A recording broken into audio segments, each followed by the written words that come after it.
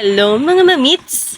Nagluto si Mamis ng gatang langka at nilagyan niya rin ng isda. Ang sarap ng tulingan. Nakahain na ang kanin, wala nang kulang. Tara na, tingnan natin kung paano niluto ni Mamis. Nakita ko ng tulingan sa palengke. Sariwa.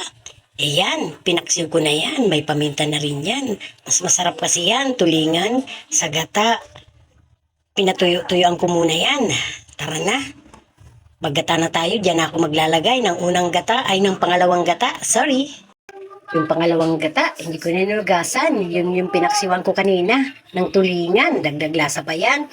May bawang, sibuyas, tanlad, siling haba. Pakuliin muna natin yan. Luya. Kalimutan ko yung luya kanina.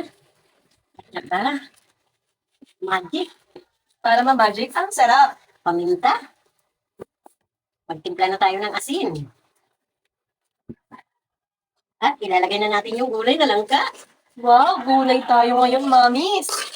Masarap yan. Sa mga kababayan ko dyan. Shout out sa inyo lahat. Yan. Ang gulay na langka. Na tayo ng cubes. Dagdagan natin. At ilalagay na rin natin yung pinaksiw kong tulingan. Malinis kamay ko, ha? Shout out sa mga kamag-anak ko dyan sa probinsya. Na patuloy sa akin na sumusuporta. Thank you, ha? Maglalagay na rin tayo ng unang gata. Pasarapin natin ang ating ginataan.